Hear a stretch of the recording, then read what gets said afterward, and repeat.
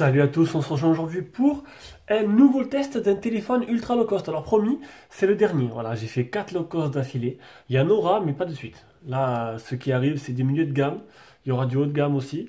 Donc voilà, là pour l'instant, c'est le dernier low cost. Donc, c'est l'iPhone A8 dont vous avez pu voir le déballage.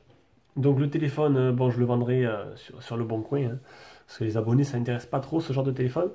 Donc c'est l'iPhone A8, il est en noir, en or ou en rouge. Donc moi, c'est le modèle rouge. Donc pour l'instant, il ne reste que le noir. Donc c'est un téléphone qui coûte 45 euros sur le site Gearbest. Donc il est envoyé par Gearbest comme d'habitude. On va directement voir la description. On va zoomer un peu. Clac. Donc ce téléphone A8, c'est un écran 5 pouces en 854 x 480. Un processeur 6580.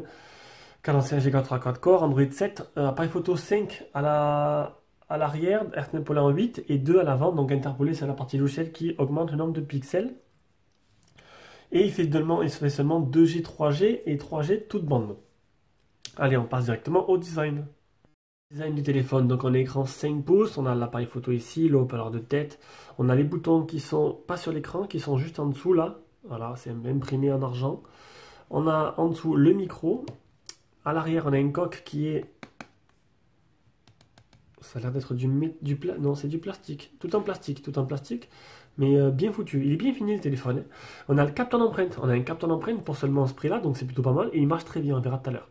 On a la flash LED et l'appareil photo qui ressort un petit peu de la coque arrière. Je suis un peu enrhumé, je parle un peu du nez. C'est pas grave. C'est pas ça qui va m'empêcher de faire des vidéos. Donc un bouton power, bouton volume plus moins. Le port jack et le port de rechargement. Voilà. Donc c'est une coque amovible. Donc on peut enlever, on a accès à la batterie.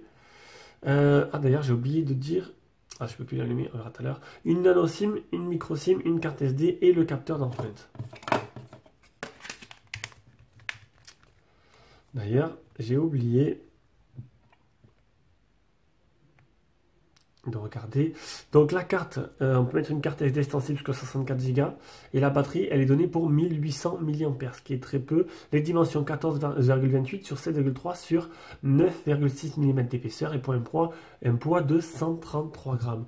Donc niveau design, il est plutôt correct, il est plutôt sympa pour le prix et il est plutôt bien fini. On passe directement à l'écran. L'écran du smartphone. Alors, l'écran du smartphone, il y a du bon et du moins bon. Donc, ce qui est moins bon, c'est que j'ai pas l'impression que c'est un écran IPS. J'ai l'impression que c'est un écran TN. Bon, par contre, les écrans TN, ça fait longtemps, je pense que ça se fait plus. Mais bon, c'est pas précisé, mais vous allez voir, les angles de vision sont vachement réduits en fait. En fait, il faut vraiment mettre le téléphone en face. Regardez, hop, dès qu'on commence à tourner le téléphone, bon là il y a la lampe, mais on y voit de moins en moins. Donc il faut vraiment mettre le téléphone en face. Sinon, à part ça, le bon point, c'est que le téléphone il est super réactif. Et ça, c'est vraiment étonnant pour ce prix. Alors honnêtement, c'est un régal utilisé. Vous n'aurez pas de soucis, même qu'avec 1 Go de RAM et cet écran qui est pas trop bon niveau qualité. Niveau réactivité du système, on peut écrire super vite. Et ça, c'est plutôt le point fort. Alors, on va les faire display tester. Et en fait, il faut vraiment que je sois en face de la caméra. Sinon, les couleurs vont être dénaturées pour vous. Donc, les fuites de lumière, les pixels morts, on peut voir les bandes à LED sur le côté gauche, la bande à LED à droite, on ne la voit pas.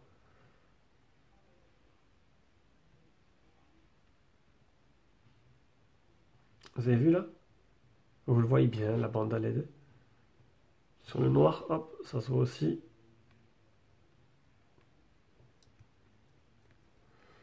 Pour le multitouche, normalement, j'ai fait une capture d'écran. Donc c'est deux touches seulement. Bon, il ne fallait pas demander plus. Donc je vous l'ai dit, réactivité du système, il n'y a rien à dire, c'est au top. Ça réagit super bien. On a le Miravision qui permet de changer la nuance des couleurs et le contraste dynamique. Et j'en suis où? Il y a un film sur l'écran qui est posé. Bon, il n'y a pas de protection supplémentaire dessous. Il me manque le screen touch test.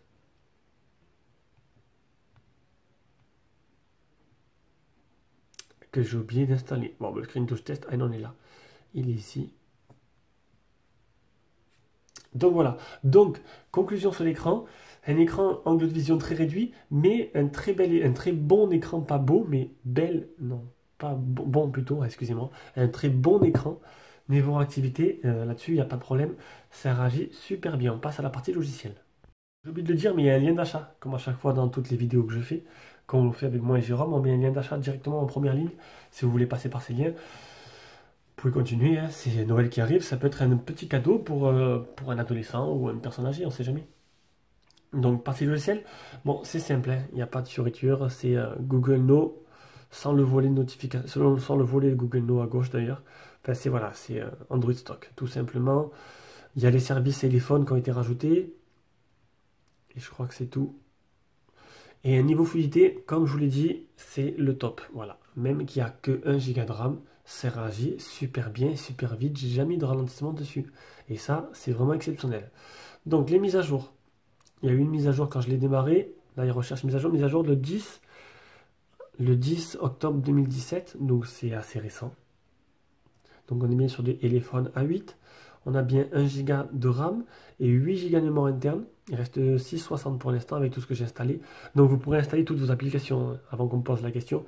J'ai rentré toutes mes applis, tous les jeux, tous les applis pour les tests. J'ai jamais été saturé. Au niveau des options, il n'y en a pas. Il n'y a pas d'option, il n'y a pas de double tap, il n'y a pas de. Il n'y a rien. Il n'y a pas de gesture, il n'y a rien. C'est vraiment le minimum syndical. Hein. Mais il y a quand même le capteur d'empreinte. Et il faut dire le capteur d'empreinte. Regardez.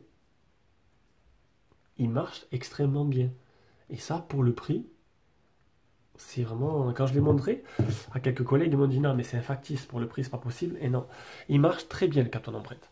Donc après, je vais quand même faire le OTG pour la forme. Hein, parce que pour le prix, il ne fera pas OTG.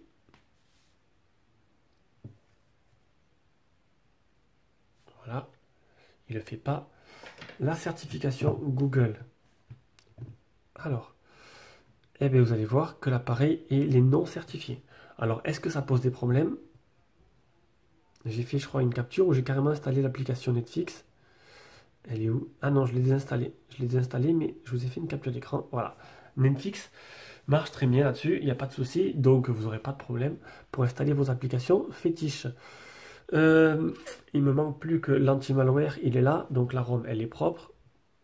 Et l'appli Phone Tester. Vous avez vu, il réagit vraiment bien. C'est vraiment un truc que iPhone a bien fait là-dessus. Dommage, j'aurais mis un meilleur écran, mais peut-être ce serait pas été le même prix non plus. Alors, l'accéléromètre, et c'est tout. Capteur d'empreinte accéléromètre. Il n'y a pas de capteur de proximité. Donc, pensez, si vous l'avez, quand vous appelez, à éteindre l'écran. Parce que sinon, l'écran reste allumé. Avec votre oreille, vous allez appuyer un peu sur toutes les touches. Donc, partie logicielle, voilà, c'est fini. Il n'y a rien à dire. Ça tourne très bien. On passe à la partie performance. Partie performance. Alors, déjà, la vitesse d'écriture, de lecture, de la RAM et de la mémoire interne. Le Antutu. Ça, c'est le Geekbench. Et le Geekbench batterie. Bon, je le montre maintenant, donc même s'il doit être à la fin, le Geekbench batterie. Bon, petit score parce que petite batterie quand même. Hein. Et voilà. Et le reste, ce sera pour après. On passe directement au jeu et on va commencer par Rayman. On va mettre le son à fond.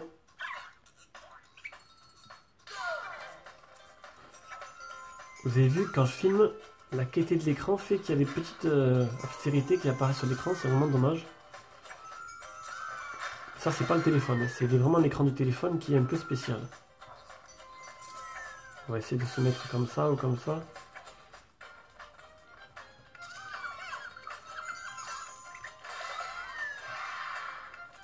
Ah, j'ai raté, c'est pas grave. Et vous avez vu, le jeu tourne très bien.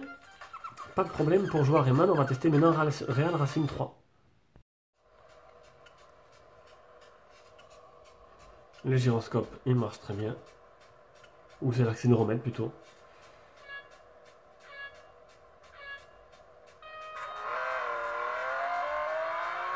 Ah, le haut-parleur grésille.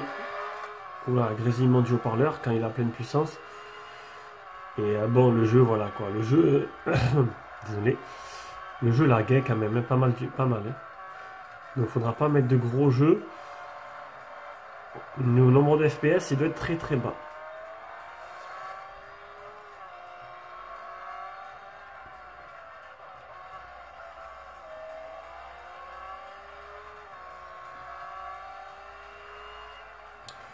Voilà, donc bon, vous n'attendez pas à avoir à jouer à des gros jeux dessus. Real Racing a quelques petits soucis pour fonctionner. Il marche, mais il lag pas mal. Allez, on passe directement à l'appareil photo. La partie logicielle, c'est très simple, hein, c'est l'appareil photo qu'on trouve sur plusieurs modèles. C'est aucune surcouche, c'est stock. Voilà les menus. Donc c'est du 5 interpolé en 8 pour l'arrière. Et à l'avant, c'est du 2 interpolé en 5, si je me rappelle bien. Donc maintenant, je vais vous mettre les échantillons que j'ai pris en photo et on reviendra juste après.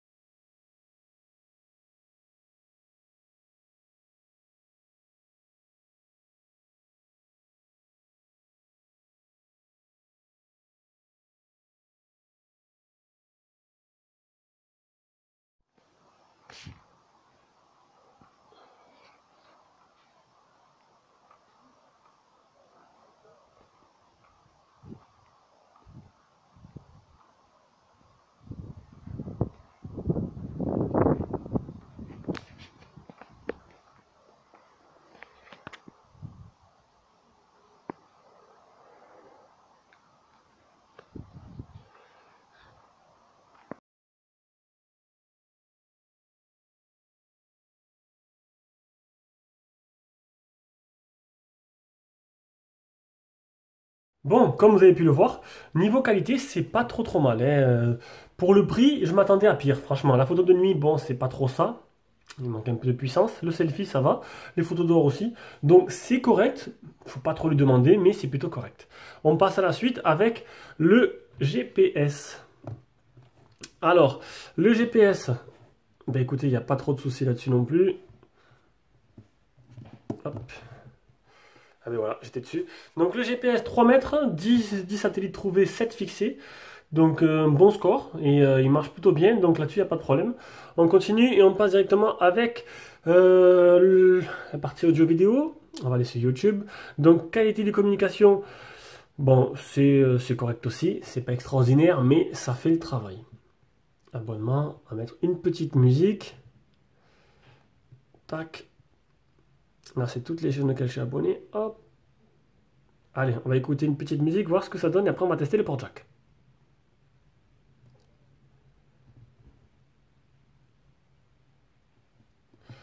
Si, hop, ça fait.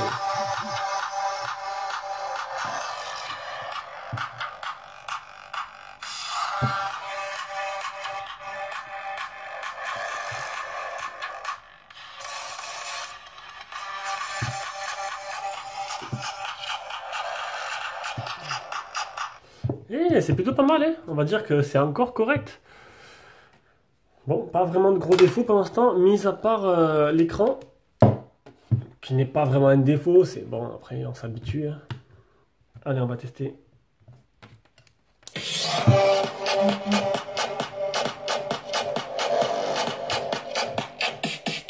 Le port jack, c'est bon. Allez, on passe maintenant à la qualité du Wi-Fi. Et la qualité du Wi-Fi, c'est plutôt pas mal, regardez.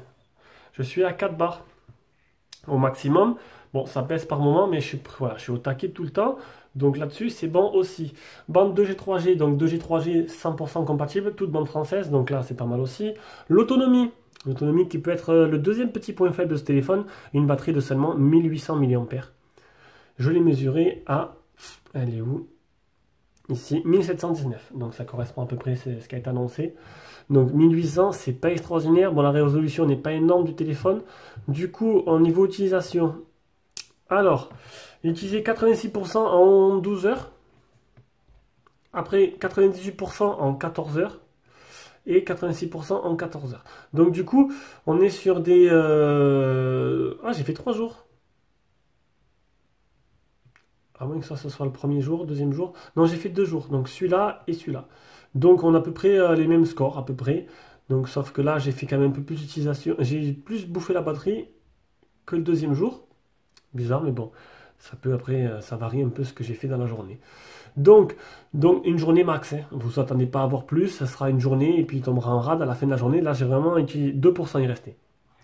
Donc c'est suffisant. Maintenant, bon, si vous utilisez un peu plus, bon, déjà 14 heures, c'est pas mal. C'est de 7 heures du matin au soir 21 heures, c'est pas mal. C'est pour 1800 mAh, c'est correct. Et voilà, donc le test est terminé. Donc c'était un petit ultra low cost à 40 euros qui fait son travail, qui est super bien optimisé, qui a un appareil photo correct. Les points faibles, c'est l'écran et c'est tout. Ben, l'écran et peut-être la batterie, mais la batterie après une journée, bon, c'est ce qu'on demande. Mais l'écran, voilà, les angles de vision sont très courts. Sinon, un téléphone vraiment plutôt sympa pour le prix. Si vous cherchez vraiment le plus bas de gamme possible, enfin le plus bas possible pour le meilleur prix, il fait partie des meilleurs. Avec le C-Note, le C-Net, je sais plus quelle marque j'avais fait, qui était à 46 euros avec une grosse batterie de 5000. Ben, vous l'avez en test. Voilà. Allez, bisous à tous. Prochaine vidéo, ça va être ben, 2 déballages. Et les prochains tests sera mardi avec le Ulefone Mix.